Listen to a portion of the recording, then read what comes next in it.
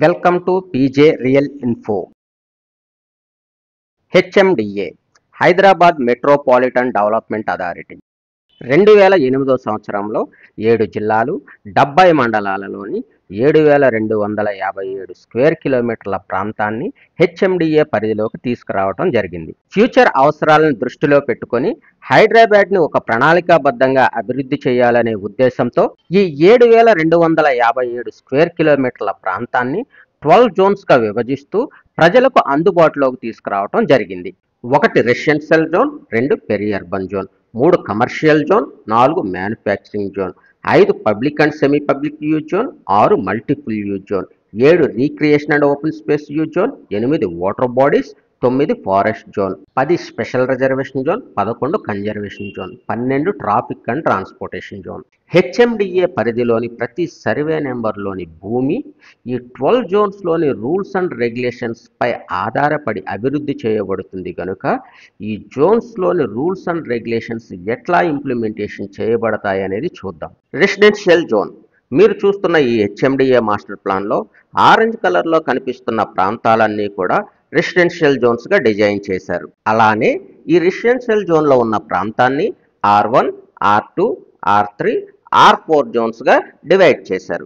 R1 zone ప్రాంతాలు ఓఆర్ఆర్కి కాస్త దగ్గరగా ఉంటాయి. R2 జోన్ ప్రాంతాలు ఓఆర్ఆర్కి కాస్త దూరంగా ఉంటాయి. ఈ 2 జోన్స్లో కన్స్ట్రక్షన్ హైట్ అనేది రోడ్డు విడ్త్పై ఆధారపడి ఉంటుంది. R3 జోన్ ప్రాంతాలు ఓఆర్ఆర్కి కాస్త దూరంగా హైవేస్ మధ్య ప్రాంతాల్లో ఎక్కువగా డిజైన్ చేశారు. ఈ ప్రాంతాల్లో కన్స్ట్రక్షన్ హైట్ రెసిడెన్షియల్ పరంగా 15 మీటర్స్ ఉంటుంది, కమర్షియల్ పరంగా 18 మీటర్స్ ఉంటుంది. ఈ బ్రౌన్ కలర్లో కనిపిస్తున్న ప్రాంతాలన్నీ కూడా R4 జోన్ ప్రాంతాలు. ఈ ప్రాంతాల్లో 10 మీటర్స్ వరకు హైట్ కన్స్ట్రక్షన్ చేసుకోవటానికి అవకాశం ఉంటుంది. Peri urban zone R1, R2 zone చుట్టూ ఈ గ్రీన్ కలర్లో కనిపిస్తున్న ప్రాంతం అంతా కూడా పెరి అర్బన్ జోన్. ఈ ప్రాంతాలలో మనకున్నటువంటి ల్యాండ్లో 25% మాత్రమే కన్స్ట్రక్షన్ చేసుకోగలుగుతాం. కమర్షియల్ జోన్ ఈ బ్లూ కలర్లో కనిపిస్తున్న ప్రాంతాలన్నీ కమర్షియల్ జోన్ ప్రాంతాలు. ఈ జోన్లో రెసిడెన్షియల్ కన్స్ట్రక్షన్తో పాటు కమర్షియల్ కన్స్ట్రక్షన్ చేసుకునే అవకాశం కూడా ఉంటుంది. మ్యానుఫ్యాక్చరింగ్ యూజ్ జోన్ ఇందులో manufacturing use zone, work centres ఉంటాయి. ఇక్కడ కనిపిస్తున్న పర్పుల్ కలర్ ప్రాంతాలన్నీ కూడా మ్యానుఫ్యాక్చరింగ్ యూజ్ జోన్ ప్రాంతాలు. ఈ ప్రాంతాలని ఇండస్ట్రియల్గా మాత్రమే డెవలప్ చేయడానికి అవకాశం ఉంటుంది. Public and semi public use zone ఇందులో public, semi public facilities and utilities use zone, public utilities, public amenities ఉంటాయి. ఇక్కడ కనిపిస్తున్న రెడ్ కలర్ ప్రాంతాలన్నీ కూడా public and semi public use zone ప్రాంతాలు. ఈ ప్రాంతాలలో గవర్నమెంట్ వారు ప్రజల అవసరాలు తీర్చడానికి సంబంధించిన ఇన్ఫ్రాస్ట్రక్చర్ని డెవలప్ చేస్తారు. మల్టిపుల్ యూజ్ జోన్ ఇందులో multiple use zone, special development zone, central squares, general development and promotional use zones ఉంటాయి. ఇక్కడ కనిపిస్తున్నటువంటి పింక్ కలర్ ప్రాంతాలన్నీ కూడా మల్టిపుల్ యూజ్ జోన్ ప్రాంతాలు. ఈ ప్రాంతాలలో హైట్ రిస్ట్రిక్షన్స్ లేకుండా అన్ని రకాల కన్స్ట్రక్షన్ చేసుకునేదానికి అవకాశం ఉంటుంది. ఓఆర్ఆర్కు లెఫ్ట్ రైట్ పింక్ కలర్లో కనిపిస్తున్నటువంటి ఈ ప్రాంతం స్పెషల్ డెవలప్మెంట్ జోన్ ప్రాంతం. ఈ ప్రాంతాన్ని మల్టీపర్పస్ వాడుకోవటానికి అవకాశం ఉంటుంది. హడా జోన్ పరిధిలో ఇవ్వబడినటువంటి ఈ పింక్ కలర్ ప్రాంతాలు సెంట్రల్ స్క్వేర్స్. హడా పరిధిలో ఉన్నటువంటి ఆరెంజ్ కలర్ ప్రాంతం అంతా కూడా general development promotional use zone ప్రాంతం. ఈ ప్రాంతంలో 18 మీటర్స్ వరకు కన్స్ట్రక్షన్ చేసుకోవటానికి అవకాశం ఉంటుంది. కానీ ఇండియన్ ఎయిర్పోర్ట్ అథారిటీ వాళ్ళ దగ్గర నుంచి ఏరోడోమ్స్కి డిస్టర్బెన్స్ లేకుండా కన్స్ట్రక్షన్ హైట్ పెంచుకోవటానికి ఎన్ఓసి పొందే అవకాశం కూడా ఉంది.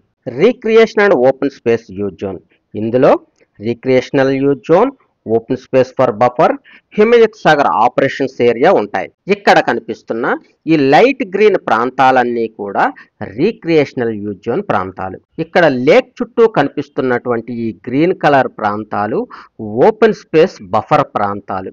లేక్ పక్కన కనిపిస్తున్నటువంటి ఈ గ్రీన్ కలర్ ప్రాంతం హిమయత్ సాగర్ ఆపరేషన్స్ ఏరియా. ఈ జోన్స్లోని ప్రాంతాల్లో గవర్నమెంట్ గ్రీనరీని డెవలప్ చేస్తుంది.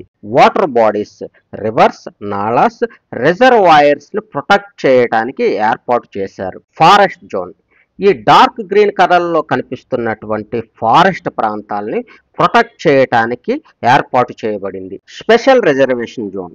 దీనిలో heritage buildings, defence and military lands, bio conservation zone, others ఉంటాయి.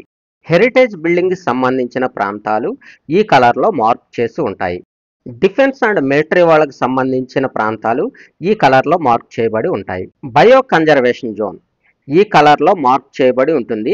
దీన్నే 111 ప్రాంతం అని కూడా అంటారు. ఈ ప్రాంతంలో 10% ల్యాండ్లో మాత్రమే కన్స్ట్రక్షన్ చేసుకోవటానికి అవకాశం ఉంటుంది. కన్జర్వేషన్ జోన్ ఈ లైట్ గ్రీన్ ప్రాంతం అంతా కూడా వ్యవసాయ భూమి.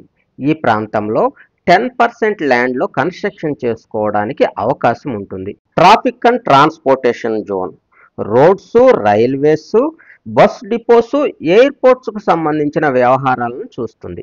హెచ్ఎండిఏ ప్రాంతమైనటువంటి ఈ 7,257 స్క్వేర్ కిలోమీటర్ల ప్రాంతంలో భూమిపై ఇన్వెస్ట్ చేయాలనుకున్నప్పుడు లీగాలిటీతో పాటు హెచ్ఎండిఏ జోన్స్ పట్ల అవగాహనతో భూమిపై ఇన్వెస్ట్ చేస్తే అద్భుతమైనటువంటి రిటర్న్స్ చూడగలుగుతారు. Thank you.